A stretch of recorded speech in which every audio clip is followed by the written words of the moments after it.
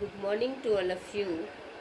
Class 8th, subject Social Science, Chapter 8, Women, Caste and Reform.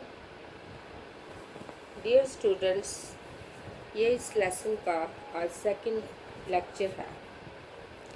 इसमें आज हम पढ़ेंगे वर्किंग टुवर्ड्स चेंज, परिवर्तन की दिशा में उठते कदम। From the earlier 19th century, we find debates and discussion about social customs and practices taking on a new character. 19वीं सदी की शुरुआत से ही हमें सामाजिक रीति रिवाजों और मूल्य समानताओं से संबंधित बहस, मुबाहिसे और चर्चाओं का स्वरूप बदलता दिखाई देता है। One important reason for this was the development of new forms of communication. For the first time, books, newspapers, magazines, leaflets and pamphlets were printed. इसकी एक अहम वजह ये थी कि संचार के नए तरीके विकसित हो रहे थे। पहली बार किताबें, अखबार, पत्रिकाएं, पर्चे और पुस्तिकाएं छप रही थी। These were far cheaper and far more accessible than the manuscripts that you have read about in class 7th. Therefore, ordinary people could read this, and many of them could also write and express their ideas in their own languages. All kinds of issues, social, political, economic, and religious, could now be debated and discussed by men in the new cities. The discussions could reach out to a wider public and could become linked to movements for social change.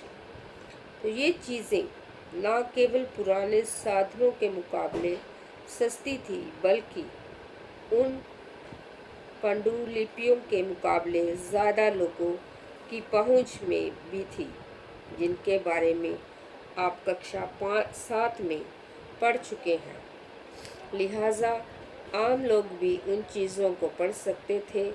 उनमें से बहुत सारे अपनी भाषाओं में लिख सकते थे और अपने विचार व्यक्त कर सकते थे। नए शहरों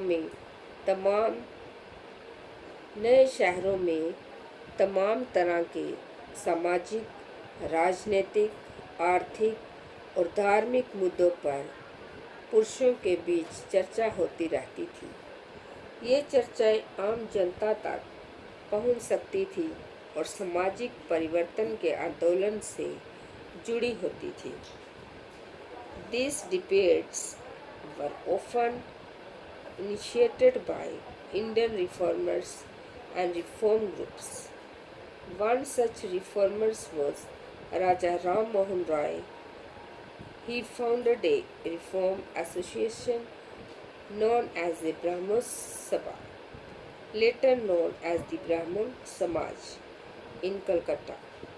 People such as Raja Ram Mohan Roy are described as reformers because they felt that changes were necessary in society and unjust practices needed to be done away with. They thought that the best way to ensure that such changes was by persuading people to give up old practices and adopt a new way of life. तो इसी तरह की बहसें अक्सर भारतीय सुधारकों और सुधार संगठनों की तरफ से शुरू होती थी। राजा राम मोहन राय इसी तरह के एक सुधारक थे। उन्होंने कलकत्ता में ब्रह्मो सभा के नाम से एक सुधारवादी संगठन बनाया था, जिसे बाद में ब्रह्मो समाज के नाम से जाना गया। राजा राम मोहन रॉय राजा राम मोहन राय जैसे लोगों को सुधारक इसलिए कहा जाता है क्योंकि वे मानते थे कि समाज में परिवर्तन लाना और अन्यायपूर्ण तौर तरीके से छुटकारा पाना ज़रूरी है। उनका विचार था कि इस तरह के परिवर्तन लाने के लिए लोगों को इस बात के लिए प्रेरित किया जाना चाहिए कि वे पुराने व्यवहार को छोड़कर जीवन का नया ढंग अपनाने के लिए तैयार हो। Ram Mohan Roy was keen to spread the knowledge of Western education in the country and bring about greater freedom and equality for women. He wrote about the way women were forced to bear the burden of domestic work, confined to the home and the kitchen, and not allowed to move out and become educated. तो राम मोहन राय देश में पश्चिमी शिक्षा का प्रसार करने और महिलाओं के लिए ज़्यादा स्वतंत्रता व समानता के पक्षधर थे।